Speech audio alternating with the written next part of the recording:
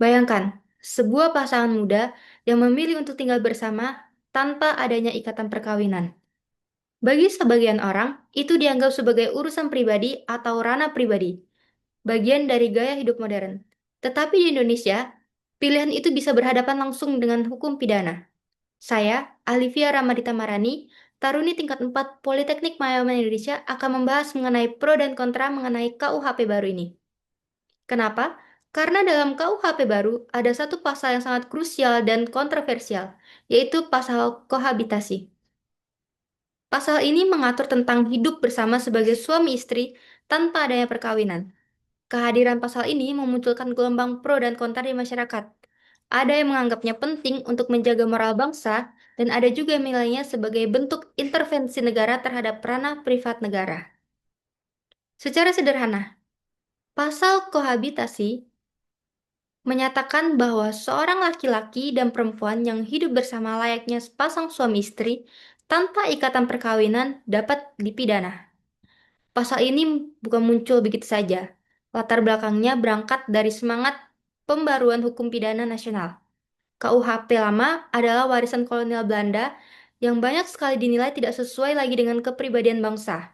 Maka, KUHP baru hadir dengan misi besar, yaitu menegaskan jati diri hukum Indonesia yang berakar pada Pancasila, agama, adat, dan nilai-nilai kesusilaan yang hidup di masyarakat. Bagi pihak yang mendukung, pasal ini dianggap sangat penting. Alasannya adalah yang pertama, pasal ini selaras dengan Pancasila.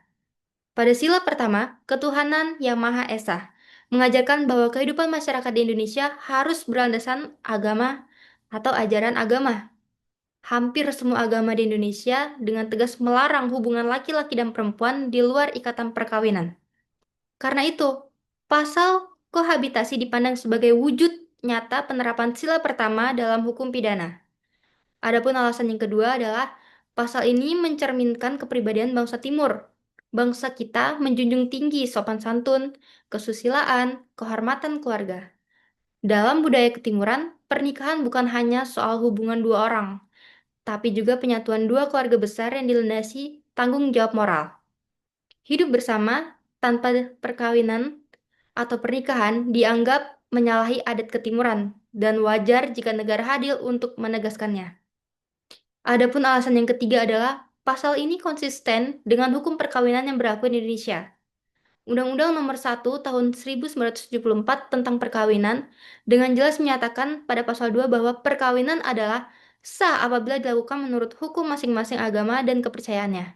Artinya, sejak awal negara hanya mengakui hubungan laki-laki dan perempuan jika melalui ikatan perkawinan atau pernikahan. Maka, pasal kohabitasi di KUHP memperkuat posisi hukum tersebut. Adapun alasan yang keempat adalah dari sisi perlindungan masyarakat. Pasal ini dianggap penting untuk mencegah dampak sosial. Hidup bersama tanpa pernikahan seringkali menimbulkan masalah, baik anak di luar nikah yang haknya tidak terlindungi, konflik soal waris, hingga stigma sosial. Dengan adanya peraturan pidana, negara ingin memastikan ketertiban umum dan melindungi keluarga sebagai unit terkecil dari bangsa. Dan alasan yang terakhir adalah pasal ini bagian dari dekolonisasi hukum. KUHP baru memang ingin berbeda dengan KUHP kolonial. Jika hukum kolonial lebih sekuler, KUHP nasional justru ingin menegaskan kembali terhadap moral, agama, dan adat sebagai fondasi hukum. Dengan demikian, pasal kohabitasi dilihat sebagai langkah maju dalam meneguhkan identitas hukum Indonesia. Namun, tidak sedikit yang menolak keberadaan pasal ini. Alasan yang pertama adalah bahwa penentang menilai pasal ini sulit ditegakkan. Bagaimana aparat bisa membuktikan bahwa dua orang yang tinggal bersama benar-benar hidup sebagai suami istri? Bukti seperti apa yang sah dan adil untuk membawa kasus ini ke pengadilan? Serta, pasal ini dianggap berpotensi melanggar hak kebebasan individu. Ada kekhawatiran bangsa bahwa negara terlalu jauh mencampuri ranah privat negaranya. Bagi kelompok yang menolak, pilihan hidup bersama tanpa pernikahan seharusnya menjadi urusan pribadi, bukan urusan pidana.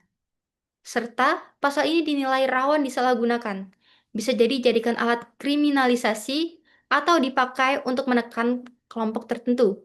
Ada juga kekhawatiran pasal ini akan memperburuk diskriminasi terhadap kelompok minoritas. Serta ada yang menilai bahwa pasal ini akan menimbulkan overkriminalisasi. Terlalu banyak hal privat yang dijadikan ranah pidana justru bisa menambah beban aparat penegak hukum dan sistem peradilan pidana kita.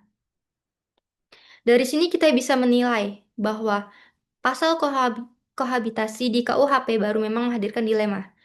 Di satu sisi, pasal ini adalah bentuk upaya negara menjadi moral bangsa untuk menjaga negara ini, melestarikan kepribadian bangsa Timur, menegakkan ajaran agama, serta memperkuat hukum perkawinan nasional.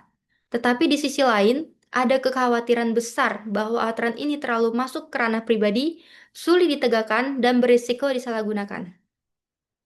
Adapun pertanyaan besar yang muncul, sejauh mana negara boleh mengatur kehidupan pribadi warganya?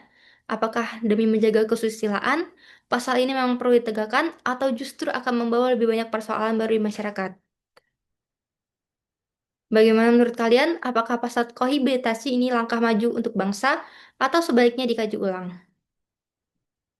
Sekian dari